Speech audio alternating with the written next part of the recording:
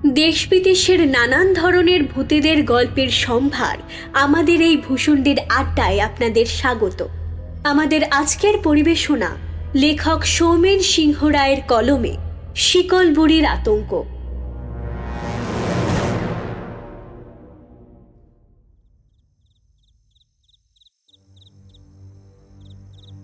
সন্ধে 7টা বাজে। বেথুয়াডিহি গ্রামটা ঘন কালো অন্ধকারে ঢেকে গিয়েছে। এই গ্রামের মানুষরা অবশ্য সন্ধে নামার আগেই বাড়ি ঢুকে যায়, কিন্তু রমেন এখনো ক্ষেত থেকে বাড়ি ফেরেনি। রমেনের বউ বাড়ির বারান্দায় বসে রমেনের ফেরার অপেক্ষায় রয়েছে। বেশ খানিকক্ষণ ওভাবে বসে থাকার পরও যখন রমেন ফিরল না, তখন মনের মধ্যে থাকা অজানা ভয়টা আবার মাথা চাড়া দিয়ে উঠল। রমেনের বউ আর অপেক্ষা করে থাকতে পারল না। পাশে থাকা জ্বলন্ত হ্যারিকেনটা হাতে নিয়ে বেরিয়ে পড়ল রমেনকে খুঁজতে। জনমানবহীন অন্ধকার কাঁচা মাটির পথ দিয়ে রমেনের বউ যখন গিয়ে দাঁড়ালো ক্ষেতের ঠিক সামনে, তখন হ্যারিকেনের হলুদ আলোতে দেখল তার থেকে একটু দূরে ক্ষেতের আলোর ধারে কিছু একটা যেন রয়েছে। কিন্তু কি ওটা? রমেনের বউয়ের মনের মধ্যে খেলে গেল একটা চাপা কৌতূহল। সে ধীরে ধীরে এগিয়ে যেতে লাগলো বস্তুটার কাছে, কিন্তু কাছে যেতেই সে যা দেখল তাতে ভয়েতে তার গোটা শরীর কেঁপে উঠল। মুখ থেকে বেরিয়ে এলো একটা আর্ত চিৎকার। রমেনের বউ দেখল তার ঠিক সামনে একটা মেয়ে মাটিতে পড়ে থাকা একটা মানুষের শরীরের ওপর উবু হয়ে বসে মানুষটার শরীর থেকে কাঁচা মাংস ছিঁড়ে ছিঁড়ে খাচ্ছে, আর তারপর সেই আধ খাওয়া মাংসের টুকরোগুলো ছুঁড়ে ফেলছে মাটির ওপর। মাটিটা লাল রক্তের আর কাঁচা মাংসের টুকরোতে ভরে গিয়েছে। মাটিতে পড়ে থাকা মানুষটার শরীরের ওপর যে মেয়েটা বসে আছে তার শরীর জলে ভেজা। পরনে রয়েছে একটা সাদা শাড়ি, আর সেই শাড়িতেই ছোটখাটো কয়েকটা সবুজ শ্যাওলা লেগে রয়েছে। মেয়েটার খোলা কালো চুল মাটি স্পর্শ করছে। মেয়েটার গা থেকে একটা পচা দুর্গন্ধ ভেসে আসছে। সেই গন্ধের দাপটে পরিবেশটাও যেন শ্বাস নিতে পারছে না। রমেনের বউয়ের গাটাও যেন পাকিয়ে উঠল সেই বিকট গন্ধে। এদিকে রমেনের বউয়ের সেই আর্তচিৎকার শুনে মেয়েটা হঠাৎ তার খাওয়াটা বন্ধ করে দিল। মেয়েটার ধারালো বড় বড় নখযুক্ত সেই হাতেই থেকে গেল রক্তমাখা কাঁচা মাংসের টুকরো। তোরা এত বড় সাহস আমার খাওয়ার মাঝে বাধা দিস? মেয়েটার ভয়ানক গলার আওয়াজ শুনে রমেনের বউয়ের বুকের ভেতরটা কেঁপে উঠল। মেয়েটার সেই বিভৎস ফ্যাকাশে মুখ দেখে রমেনের বউয়ের কপাল বেয়ে নোনতা জলের স্রোত নেমে গেল। মেয়েটার জ্বলন্ত চোখ দুটো ভয়ানক রকমের লাল, মুখের উপর নানান রকমের ক্ষতচিহ্ন, ঠোঁটের কষ বেয়ে নেমে যাচ্ছে লাল রক্তের ধারা। হ্যারিকেনের হলুদ আলোতে মেয়েটার বিভৎস মুখ দেখে রমেনের বউ ভয় পেয়ে গেল, কিন্তু তার চোখ মাটিতে পড়ে থাকা মানুষটার দিকে যেতেই তার বুকটা ধড়াস করে উঠল। কারণ মাটিতে পড়ে থাকা শরীরটা আর কারোর নয়, তার স্বামী রমেনের, যার চোখ দুটো নখের আঁচড়ে খুবলে তুলে নিয়েছে মেয়েটা। বুকের চামড়াগুলো ছিঁড়ে ছিঁড়ে খেয়েছে। গলার কাছ থেকে ধারালো নখের দাগ লেগে রয়েছে। সেখান থেকে বেরিয়ে আসছে টাটকা রক্তের স্রোত। চোখের সামনে নিজের স্বামীর এই ভয়ানক নৃশংস পরিণতি দেখে রমেনের বউয়ের চোখ থেকে জল গড়িয়ে পড়ল, কিন্তু বেশিক্ষণ সে কাঁদতে পারল না। কারণ ঠিক সেই মুহূর্তেই আবার ভেসে এলো সেই কণ্ঠস্বর। কে তুই? এখানে কি করছিস? মরতে এসছিস? মরতে? ভালোই হয়েছে, খিদেটাও খুব পেয়েছে। কথাগুলো বলেই মেয়েটার রক্তমাখা লাল ঠোঁট দুটো দুপাশে চওড়া হয়ে গেল। মেয়েটার মুখে ফুটে উঠল এক নারকীয় তৃপ্তির হাসি। রমেনের বউ কথাগুলো শুনে এই কষ্টের মুহূর্তেও ভয়তে আঁতকে উঠল।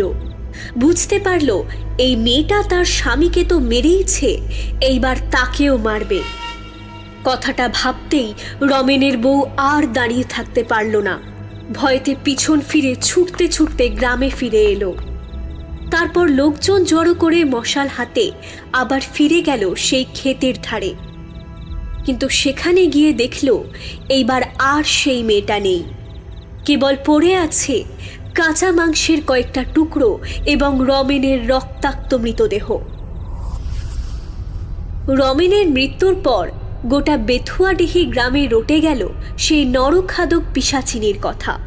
কিন্তু প্রথম প্রথম গ্রামের কেউই রমেনের বউয়ের কথা বিশ্বাস করল না। সবাই ভাবল এ হয়তো কোনো জীবজন্তুর কাজ। কিন্তু এরপর যখন গ্রামে আরও অনেকজন মানুষ মরতে লাগলো, তখন সবাই ভয় পেয়ে গেল। রমেনের মৃত্যুর পর প্রায় আরও ৮-১০ জনের মৃত্যু হয়ে গিয়েছে। শুধু কি মৃত্যু, নৃশংস মৃত্যু। কেউ যেন ধারালো নখ আর দাঁতের আঘাতে মৃতদেহগুলোর শরীর থেকে কাঁচা মাংস ছিঁড়ে খেয়েছে। কখনো সেই দেহ পড়ে থেকেছে পথের ধারে, তো কখনো মাঠের ওপরে, আবার কখনো কারোর বাড়ির উঠোনে, আবার কখনো সাঁকোর ওপরে। কখনো মৃতদেহের হাত পা নেই, তো কখনো মৃতদেহের মাথা। এতটাই নৃশংস ছিল সেই মৃতদেহগুলো। মানুষের এরকম ভয়ানক মৃত্যু দেখে গ্রামের সকলেই ভয় পেয়ে গ্রামেরই এক পূজারিনী বুড়িমার কাছে গিয়ে এই নৃশংস মৃত্যুগুলোর সবটা বলতেই তিনি বললেন, বুঝেছি, তোরা যেরকম মৃত্যুর কথা বলছিস আর এই বউ যেমনটা বর্ণনা দিয়েছে ওই মেয়ের, তাতে এই কাজ শিকল বুড়ি ছাড়া আর কারো তো হতে পারে না। শিকল বুড়ির নামটা শুনে সবাই বেশ অবাক হলো। শিকল বুড়ি হচ্ছে এমন এক যুবতী মেয়ের আত্মা যে কিনা পুকুরে বা জলাশয়ে থাকে। কথাটা শুনে সবাই যেন ভয় পেয়ে গেল। তারপরে শিকল বুড়ির হাত থেকে নিজেদেরকে কিভাবে বাঁচাবে সে কথা জিজ্ঞেস করতেই বুড়িমা বললেন, শিকল বুড়ি আধার নামলে তবেই কারো ক্ষতি করতে পারে, দিনের আলোতে সে কারো কোনো ক্ষতি করতে পারি না। বুড়িমার মুখে একথা শোনার পর থেকেই এখন সবাই অন্ধকারকে ভয় পায়। অন্ধকার নামলে আর কেউই ঘরের বাইরে বার হয় না। অন্ধকার নামার আগেই কাজ মিটিয়ে ঘরে ঢুকে যায়। কিন্তু এই শিকল বুড়ির ভয়ে সবাই কি আর ঘরে থাকতে পারে? যাদেরকে মাছ ধরে বেঁচে থাকতে হয় তাদের কি আর অন্ধকারকে ভয় পেলে চলে? ঠিক তেমনি পরাণ জেলে রাতের বেলা মাছ ধরে বাড়ির পথে যেতে যেতে ভাবছিল আজ ওর জালে ভালোই মাছ উঠেছে। অন্য দিনের থেকে আজ ২-৪টে হলেও বেশি তেলাপিয়া পেয়েছে পরাণ। আর তাছাড়া মাছ আজ বেশি উঠবে নাই বা কেন? আজ যে পরাণ নতুন জাল কিনেছে। পরাণের বউ আজ এই মাছগুলো দেখে বেশ খুশি হবে। বহুদিন বউকে কিছু কিনে দেয়নি পরাণ। মাছগুলো কাল বাজারে বেচতে পারলে ভালো টাকা হবে, তাই দিয়েই সে বউয়ের জন্য কিছু একটা কিনবে। কথাটা ভাবতেই মনটা খুশি হয়ে গেল পরাণের। কিন্তু হঠাৎ একটা মেয়েলি কণ্ঠস্বর ভেসে আসাতে চমকে উঠল পরাণ। রে, এত রাতে মাছ নিয়ে কোথায় চললি? এই মাছগুলো আমাকে দে বলছি।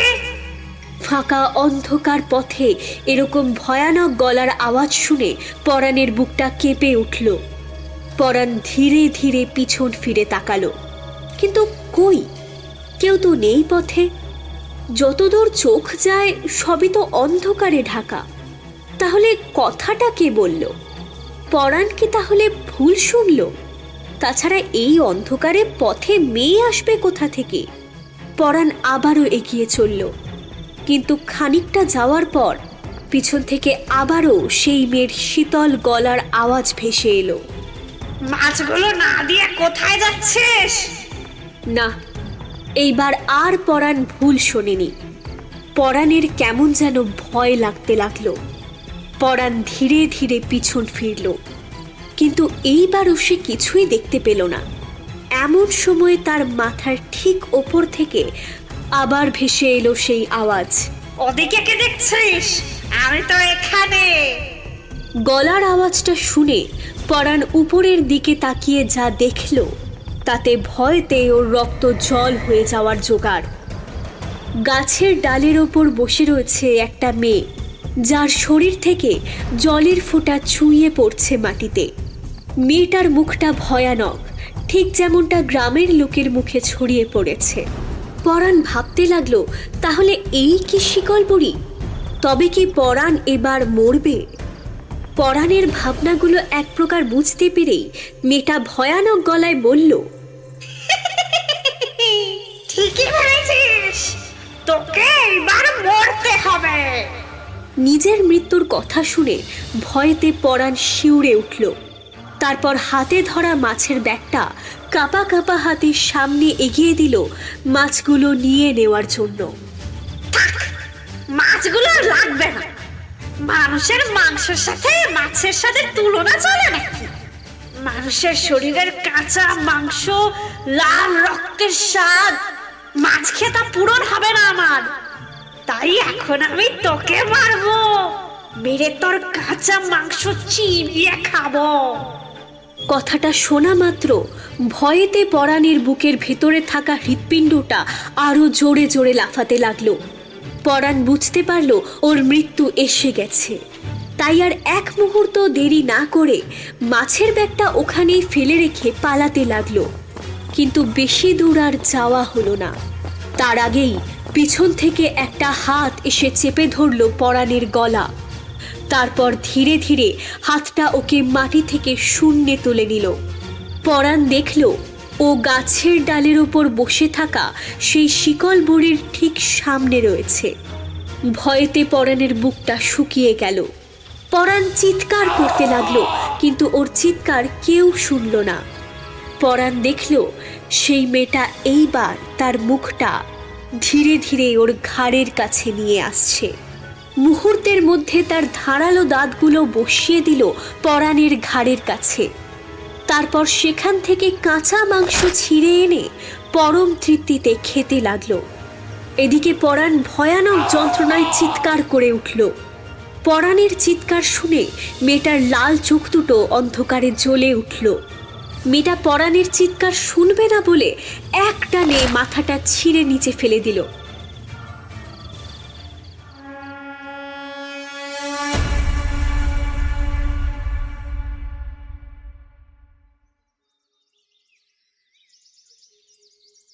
পরের দিন সকালবেলা গ্রামের কয়েকজন লোক কাজে যাচ্ছিল। যেতে যেতে হঠাৎ তারা দেখল একটু দূরে গাছের নিচে কিছু একটা পড়ে রয়েছে। কুয়াশার কারণে দূর থেকে স্পষ্ট দেখা না গেলেও কাছে যেতেই তার যে দৃশ্য দেখল তাতে ভয়তে তাদের শরীরটা শিউরে উঠল। গাছের নিচে মাটির ওপরে একটা মানুষের কাটা মাথা পড়ে রয়েছে, যাকে ঘিরে অসংখ্য কালো মাছি উড়ে বেড়াচ্ছে। মাথাটার ঠিক পাশে রক্ত শুকিয়ে কালো বর্ণ ধারণ করেছে, কিন্তু রক্তটা আসছে কোথা থেকে? এরপর উপরে তাকাতেই তারা যে বীভৎস দৃশ্য দেখল তাতে ভয়তে তারা আঁতকে উঠল। গাছের ডালের ওপর মুন্ডহীন ক্ষত বিক্ষত অবস্থায় একটা মানুষের মৃতদেহ ঝুলছে, যার শরীরের ক্ষতস্থান থেকে কয়েকটা কালো কাক নাড়ি ভুড়ি ছিঁড়ে খাচ্ছে। এই নৃশংস দৃশ্য দেখে গ্রামের লোকেরা আর কাজে যেতে পারল না। তারা ফিরে এলো গ্রামে। তারপর বুড়িমার আদেশে সবাই মোড়ল মশাইয়ের কাছে যেতেই ব্যাপারটা শুনে তিনি অতটা গা না করে বললেন, ঠিক আছে, দেখছি কি করা যায়। অতঃপর তারা ফিরে এলো। কিন্তু এতগুলো প্রাণ ওই শিকল বুড়ির হাতে চলে যাচ্ছে দেখে ভয়তে কিছু কিছু মানুষ গ্রাম ছেড়ে চলে গেল। আর বাকি যারা রয়ে গেল তারা সবাই ভয়তে দিন গুনতে লাগলো। এর মাঝে আরো কয়েকজনের প্রাণ গেছে, কিন্তু মোড়ল মশাই কিছুই করেননি। সবাই জানে মোড়ল মশাই উপরতলার মানুষ, তার অত মাথা ব্যথা নেই। কিন্তু এই গরিব মানুষগুলো যে আপনজন হারাচ্ছে, নিজেরাই প্রাণ হারাচ্ছে, সেগুলো দেখবে কে?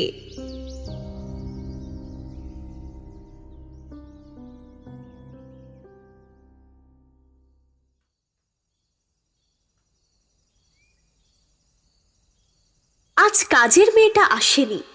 তাই মোড়ল মশাইয়ের মেয়ে যমুনা বিকেলবেলায় একটা মাটির কলসি হাতে গ্রাম্য জঙ্গলি পথ পেরিয়ে পুকুর থেকে জল আনতে গিয়েছিল।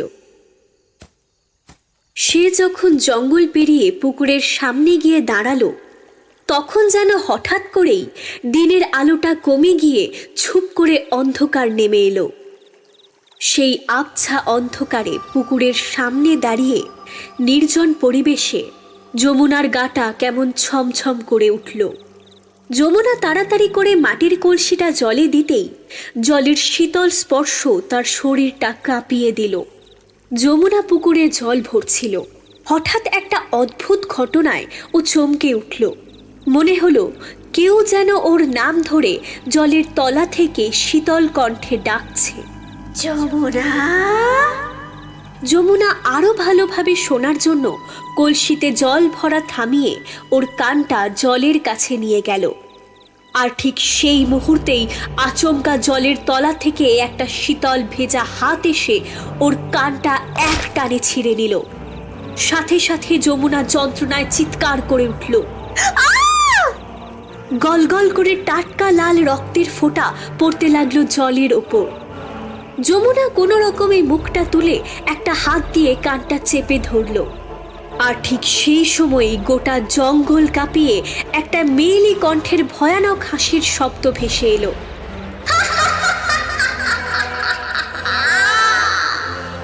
সেই হাসির শব্দ শুনে যমুনা সামনের জলের দিকে তাকালো।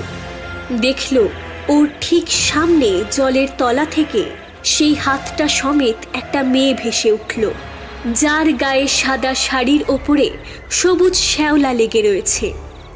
মেয়েটার হাতে রয়েছে যমুনার কাটা রক্তাক্ত কান। মেয়েটার মুখটা দেখলে বুকের রক্ত হিম হয়ে যায়।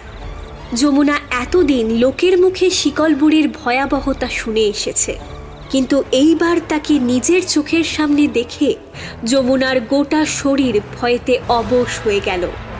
যমুনার সামনেই সেই মেয়েটা ধীরে ধীরে তার হাতে ধরা কাটা কানটাকে মুখের কাছে নিয়ে হিংস্র দাঁতগুলো দিয়ে ছিঁড়ে খেতে লাগলো। এরপর আর ওখানে দাঁড়িয়ে থাকা যায় না। যমুনা পালিয়ে যাবে ভাবল, কারণ দাঁড়িয়ে থাকলে এইবার তাকেও শিকল বুড়ির শিকার হতে হবে। কিন্তু যমুনা যেই পালিয়ে যেতে গেল, ঠিক সেই সময় জলের ওপরে থাকা মেয়েটার সাপের মতো কালো চুলগুলো জড়িয়ে ধরল যমুনার পা দুটো।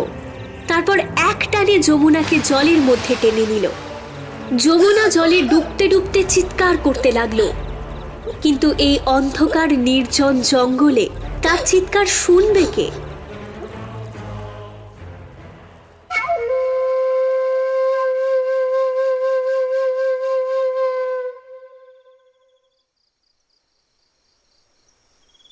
মোড়ল মশাই যখন দেখলেন তার মেয়ে সন্ধে হওয়ার পরেও বাড়ি ফেরেনি, তখন তিনি লোকজন নিয়ে গোটা গ্রাম খুঁজলেন। অবশেষে সেই পুকুর পাড়ে গিয়ে দেখলেন জলের ওপর ভাসছে যমুনার সাদা ফ্যাকাশে হয়ে ফুলে থাকা মৃতদেহ। মোড়ল মশাই দুঃখে কেঁদে ফেললেন।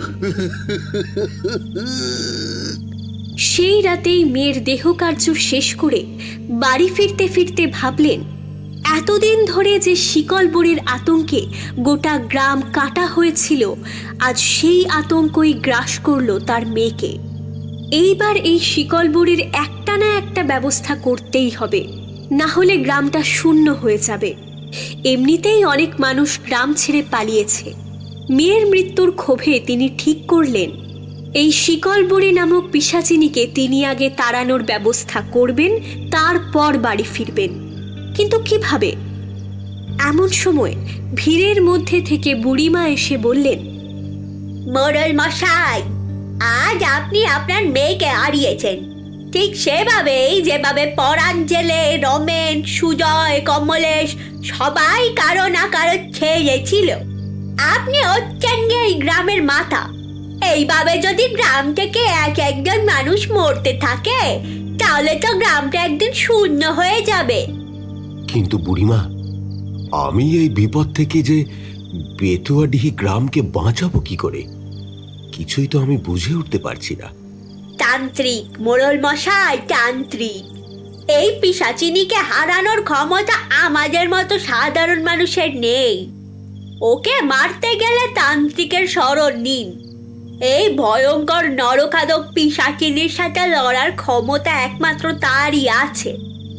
কি তান্ত্রিক? কিন্তু এখন এখন তান্ত্রিক কোথায় পাবো? কে দেবে তার খোঁজ? কেন? তান্ত্রিক বিশুচরণ তো রয়েছে। উনি তো এখনো এই বেথুয়াডি গ্রামের পুরনো অব্যবহৃত পৌর শ্মশানেই থাকেন, ওখানেই তো সাধনা করেন। তান্ত্রিক বিশুচরণের নামটা শোনা মাত্র ওখানে উপস্থিত সকলেই ভয় পেয়ে গেল, কারণ তান্ত্রিক বিশুচরণ খুবই বদমেজাজি একজন সাধক। এর আগেও গ্রামের মানুষরা বহুবার বহু সমস্যা নিয়ে বিশুচরণের কাছে গেছে।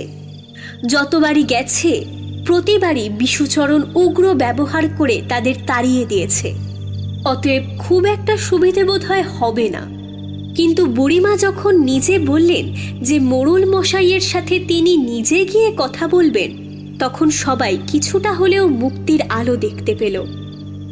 সেই রাতেই বুড়িমা আর মোড়ল মশাই হ্যারিকেনের আলোকে সম্বল করে এগিয়ে গেলেন পুরো শ্মশানের দিকে। যেতে যেতে পথের ধারে তাকাতেই তারা দেখলেন রাস্তার ধার থেকে একটু ভিতরে গাছের ধারে পড়ে রয়েছে মানুষের হাড়গোড় আর রক্তের শুকনো দাগ। তারপর আরও খানিকটা যেতেই চোখে পড়ল একটা শেয়াল ঘাসের ওপর বসে কি একটা যেন নিয়ে টানাটানি করছে। ভালো করে লক্ষ্য করতেই দেখলেন সেটা একটা মানুষের কাটা রক্তাক্ত হাত, যার থেকে মাংসগুলো কেউ ছিঁড়ে খেয়ে নিয়েছে।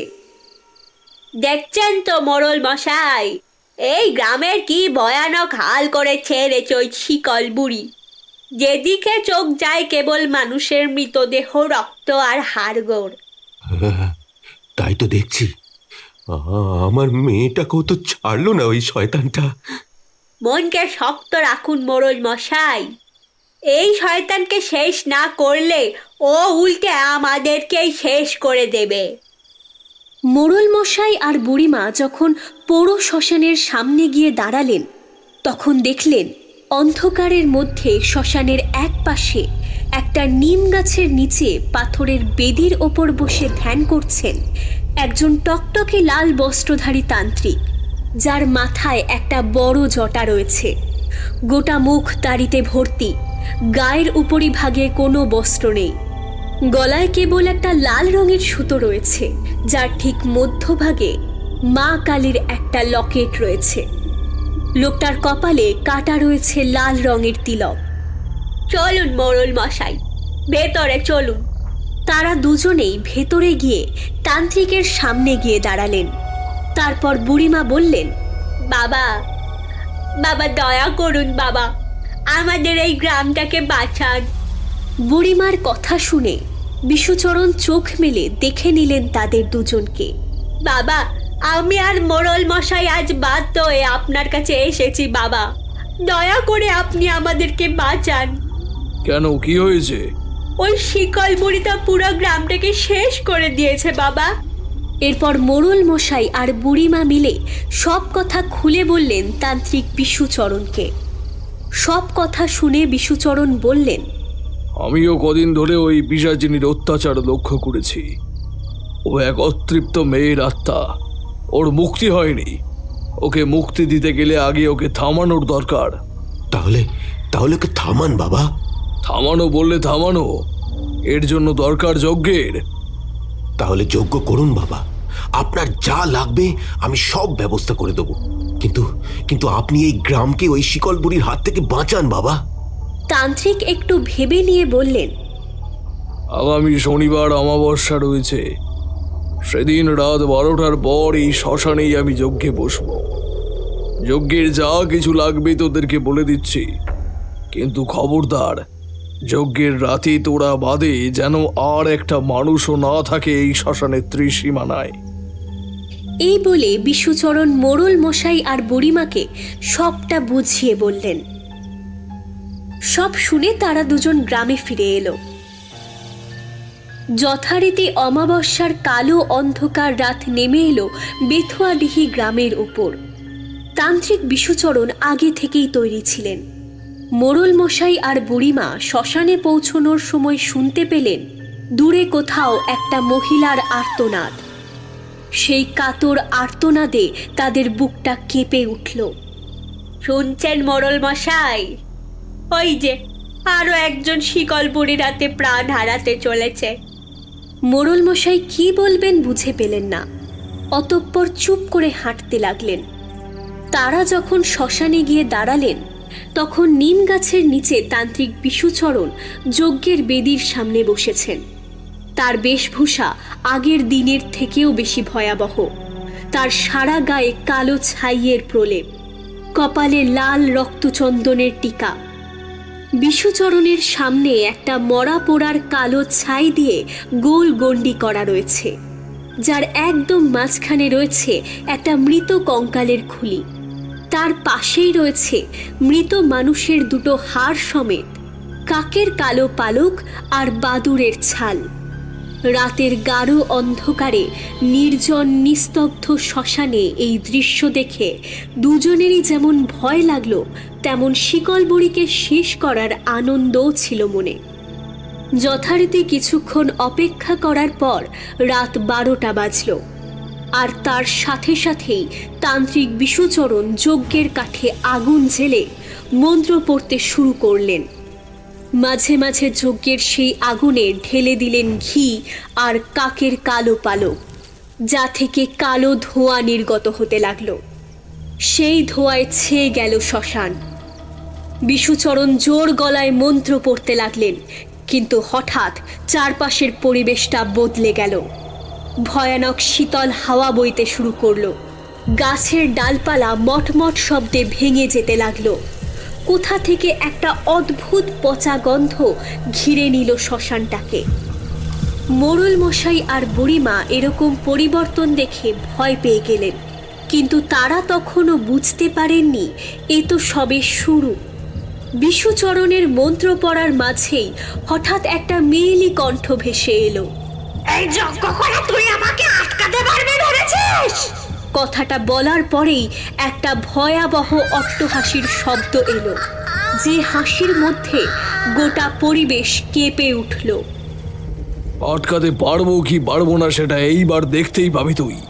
বিশুচরণ তার সামনে থাকা দুটো মানুষের পাঁজরের হাড় নিয়ে কাটা চিহ্নের রূপ দিল, আর ঠিক এই সময় হঠাৎ মেয়েটার গর্জন ভেসে এলো। ওখানে উপস্থিত মোড়ল মশাই আর বুড়িমা দেখলেন বিশুচরণের পিছন থেকে একটা ভেজা সাদা শাড়ি পরা বিভৎস ভয়ানক দেখতে মেয়ে রাগে গজগজ করতে করতে সেই বেদির দিকে এগিয়ে এলো। তারপর বিশুচরণের দিকে একটা ক্রুদ্ধ দৃষ্টি হেনে সেই গোল গণ্ডির এক কোণায় বসে পড়ল। তারপর রাগে ছটফট করতে করতে বিশুচরণকে মারার চেষ্টা করতে লাগলো, কিন্তু পারল না। বিশুচরণ মন্ত্র পড়া থামিয়ে মেয়েটার দিকে তাকিয়ে হাসতে হাসতে বললেন, কে তুই?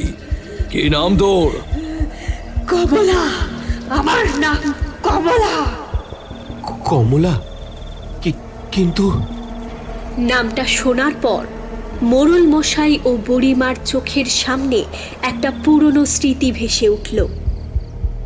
কমলা ছিল এই গ্রামেরই মেয়ে। গ্রামের একদম শেষে মায়ের সাথে থাকত। তার বাবা ছিল না। লোকের বাড়িতে কাজ করে কোনো রকমের দিন কাটাতো তারা। কিন্তু একদিন গ্রামেরই এক ব্রাহ্মণের ছেলে অজিত কমলার প্রেমে পড়ে। কিন্তু কমলা যে চাকরানী, এই সম্পর্ক যে কেউ মানবে না। তাই প্রথমেই সে অজিতকে বারণ করে, কিন্তু অজিত ছিল নাছোড়বান্দা।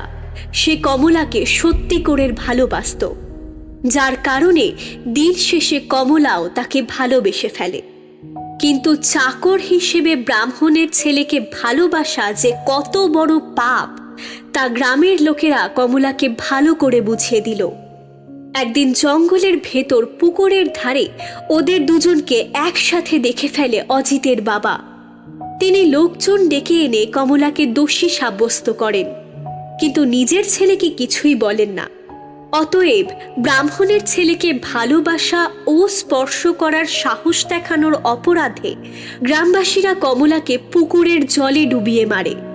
তার মানে সেই কারণেই কমলা ফিরে এসেছে এই গ্রামকে শেষ করতে। এতক্ষণ এই কথাই ভাবছিলেন দুজনে, কিন্তু তাদের ঘোর কাটল বিশুচরণের কথাতে। কি চাস তুই? আমি এই গ্রামকে শেষ করে ফেলতে চাই। গ্রামের সবাইকে মারতে পারলেই আমার মুক্তি হবে, না হলে আমি শান্তি পাচ্ছি না। তোর এত বড় সাহস, তুই এই গ্রামকে শেষ করবি বলছিস? তুই এখনই এই গ্রাম ছেড়ে চলে যা, চলে যা বলছি। কমলার আগে গর্জন করে বলল, যাবো না, তোদের সবাইকে মেরে তবেই মুক্তি। তাছাড়া কারো ক্ষমতা নেই আমাকে এই গ্রাম থেকে তাড়াবে। তবে রে, দেখ এইবার তোর কি করি আমি। বিশুচরণ গর্জন করে তার একটা হাত এগিয়ে দিল জ্বলন্ত অগ্নির মধ্যে। তারপর হাতটা শুদ্ধ করে হাত গণ্ডির মাঝে রাখা কঙ্কালের খুলির ওপর রেখে ছুরি দিয়ে হাতের মাঝখানটা চিরে দিতে দিতে মন্ত্র পড়তে লাগলেন। ওম ক্রিং কালী, ওম ক্রিং কালিকায় নমঃ, ওম শ্রী মহাকালিকায় নমঃ। সাথে সাথে ক্ষতস্থান থেকে তাজা রক্ত বেরিয়ে গড়িয়ে পড়ল সেই খুলির ওপরে। এদিকে মন্ত্রধ্বনি শুনে আর যজ্ঞ থেকে বেরোনো ধোঁয়ার গন্ধে কমলা ছটফট করতে করতে রাগে গজরাতে থাকে। এদিকে বিশুচরণ কঙ্কালের খুলির ওপর লেগে থাকা রক্ত তুলে নিয়ে লাগিয়ে দিলেন কমলার কপালে। তারপর চোখ বুজে মন্ত্র পড়তে থাকলেন। কমলা ভয়ানক আক্রোশে চিৎকার করে শ্মশান কাঁপিয়ে ফেলল, আর তারপর লুটিয়ে পড়ল মাটিতে। আচমকা সব শান্ত হয়ে গেল। একটু আগের হাওয়ার সেই বাজে গন্ধটাও নিমেষে উধাও হয়ে গেল। বিশুচরণ মাটিতে পড়ে থাকা মেয়েটার দিকে তাকিয়ে ধীরে ধীরে উঠে দাঁড়ালেন। তারপর এগিয়ে এসে দাঁড়ালেন বুড়িমা এবং মোড়ল মশাইয়ের সামনে। নেন মোড়ল মশাই, এইবার সব শান্ত, আর শিকল বুড়ি কারো প্রাণ নেবে না।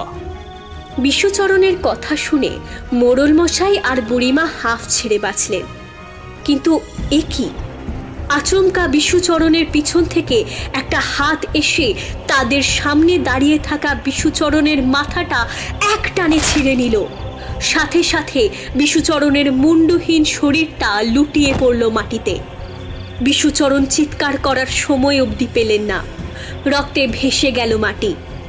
মোড়ল মশাই আর বুড়িমা দেখলেন তাদের ঠিক সামনে দাঁড়িয়ে রয়েছে কমলা, যার মুখে লেগে রয়েছে রক্তের লাল ছিটে আর ভয়ানক পৈশাচিক একটা হাসি।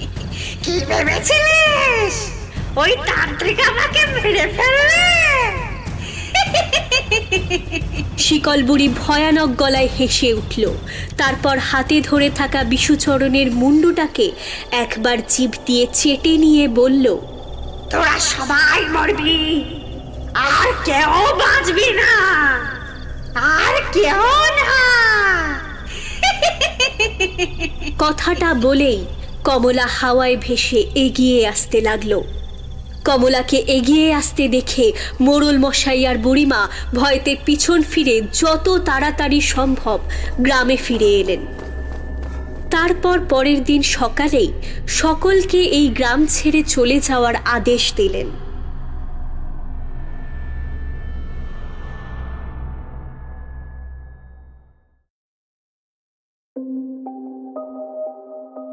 আজকের গল্পটি আপনাদের কেমন লাগলো তা কমেন্ট সেকশনে অবশ্যই জানান, এবং আমাদের চ্যানেল ভূষণ্ডের আড্ডাকে সাবস্ক্রাইব করে পাশে থাকুন। আমাদের আজকের গল্পের গল্প পাঠ বুড়িমা এবং কমলার চরিত্রে ছিলাম আমি রনিতা। মোড়ল মশাইয়ের চরিত্রে ছিলেন সৌম্যজিৎ এবং তান্ত্রিক বিশুচরণের চরিত্রে ছিলেন দিব্যেন্দু। শব্দচয়ন এবং আবহ সৃষ্টিতে ছিলেন দেবদত্ত এবং পোস্টার ডিজাইনে আমি রনিতা। গল্পটি ভালো লাগলে আমাদেরকে শেয়ার করুন এবং সাবস্ক্রাইব করতে ভুলবেন না।